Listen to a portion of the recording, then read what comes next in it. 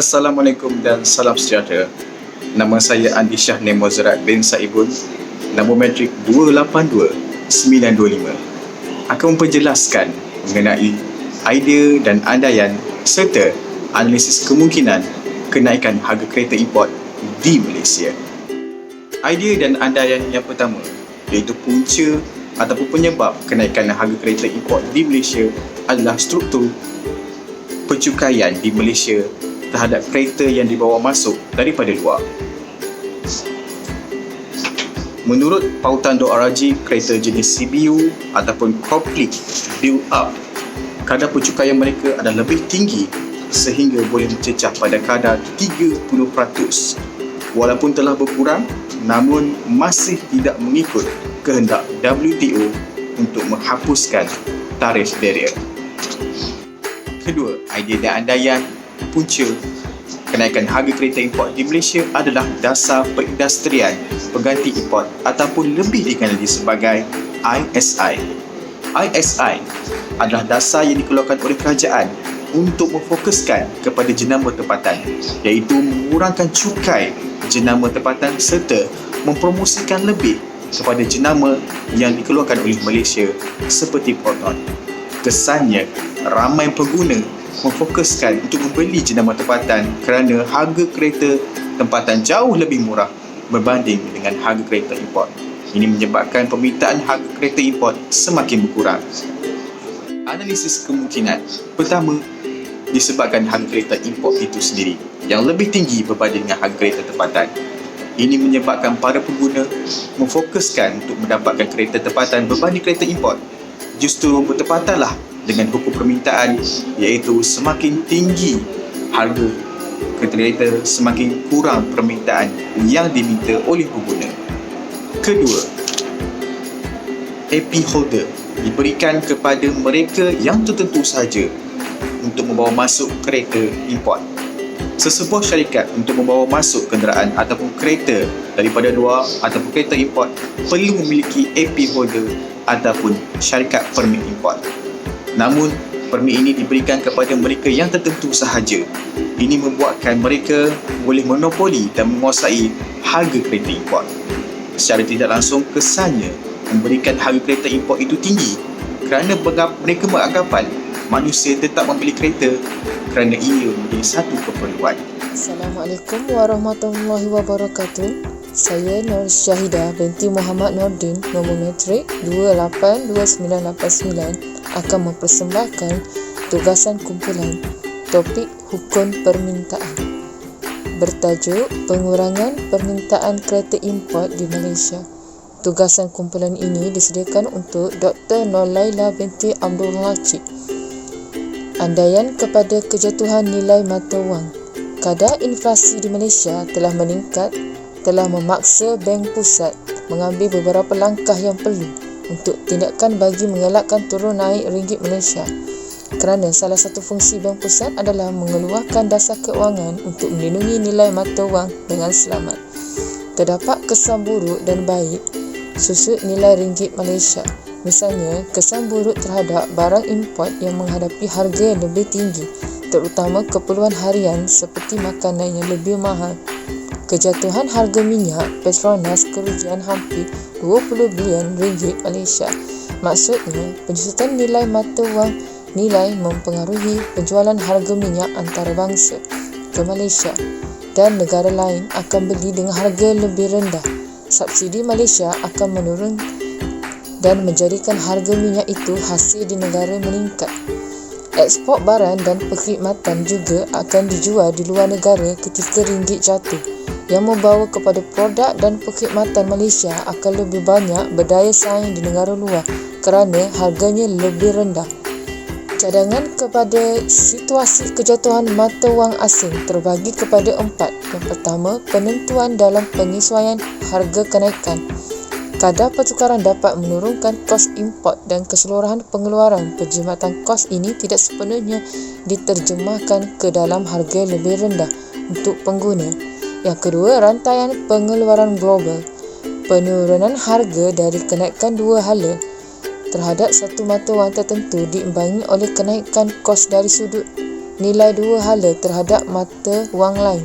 Kesannya, jaring kesan pergerakan kadar pertukaran pada harga barang akhir adalah terhad. Yang ketiga, kos pengagihan. Untuk beberapa barang yang diimport dari luar negara, kos pengeluaran mungkin termasuk komponen kos domestik lebih besar secara berkadar seperti pengangkutan, pemasaran, pemborong dan perencitan. Yang keempat, syarikat mengubah margin keuntungan. Pasaran yang kompetitif yang membolehkan pengeluar mengenakan harga berdasarkan. Yang keempat, syarikat mengubah margin keuntungan. Pasaran yang kompetitif yang membolehkan pengeluar mengenakan harga berdasarkan margin atas kos. Pengeluar mungkin bertindak balas terhadap turun naik kadar pertukaran dengan menyesuaikan margin keuntungan mereka dan bukannya harga. Kemungkinan kejatuhan mata wang asing dengan penurunan permintaan terhadap kereta import. Terdapat 3 trend utama industri automotif dunia yang dibincangkan secara ringkas. Yang pertama, dinamika pasaran global.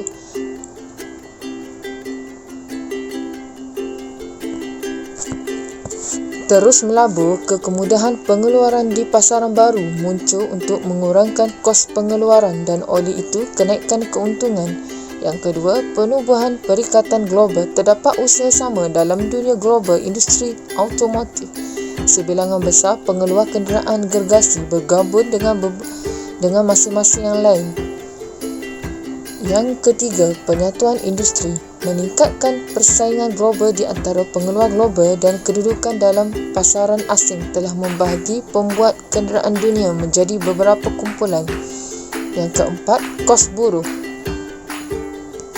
Tanggapan Malaysia terhadap krisis ekonomi dan keuangan tahun 1997 adalah satu set yang tidak biasa langkah-langkah dasar yang diserlahkan dengan penggunaan kawalan modal untuk memperkukuhkan sektor perbankan, penggabungan bank dan inisiatif untuk liberalisasi untuk memperkukuhkan sektor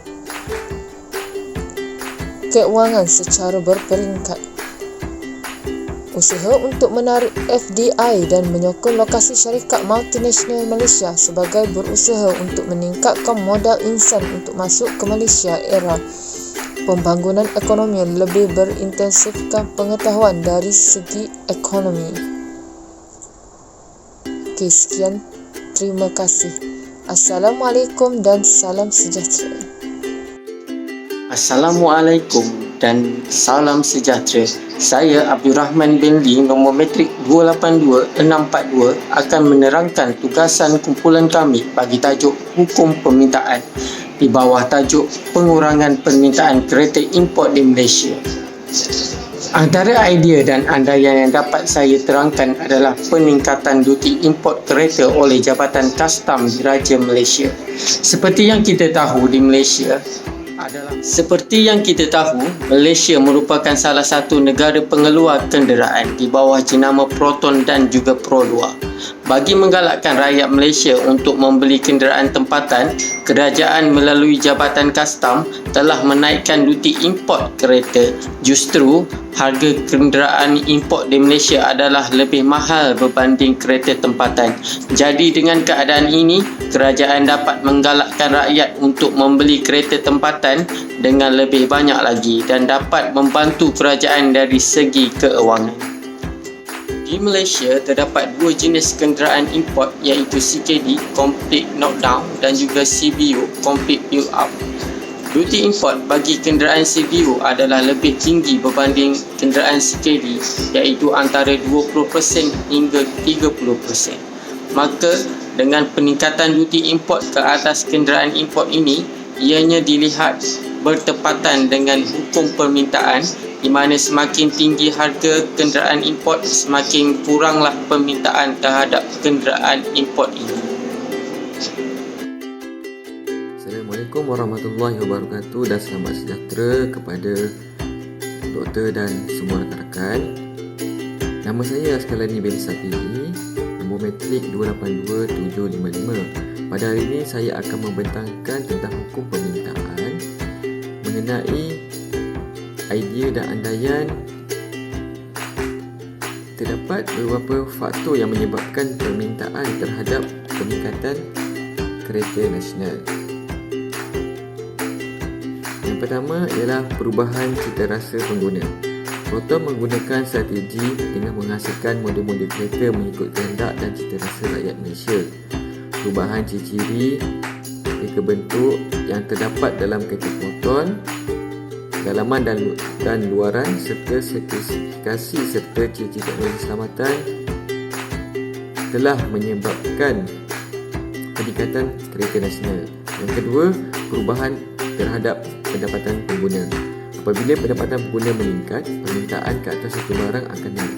Manakala apabila pendapatan pengguna menurun, kuantiti permintaan ke atasnya juga akan menurun. Kesan akibat daripada COVID-19 yang melanda negara pada ketika ini telah menyebabkan kebanyakan rakyat daripada golongan T20 telah bertukar menjadi M20. Manakala M20 pula telah bertukar menjadi B20. Yang ketiga ialah faktor iklan. Dengan strategi pemasaran yang cekap melalui iklan yang telah dibuat secara besar-besaran, berjaya menarik minat pengguna untuk memilikinya. Analisis kemungkinan pengurangan permintaan kereta import adalah disebabkan cita rasa kepada pengganti yang hampir. Contohnya di sini dapat kita lihat kereta Proton X70 telah pun menjadi pilihan orang ramai kerana menjadi kenderaan utiliti sukan pertama Proton yang telah dilengkapi dan tampil dengan pelbagai ciri dan teknologi canggih yang terkini berbanding dengan kereta import yang tidak dilengkapi dengan ciri-ciri yang sama. Oleh sebab itu mereka memilih kereta nasional berbanding dengan kereta import. Data di atas telah menunjukkan permintaan terhadap kereta Proton yang telah meningkat selama 3 bulan berturut-turut.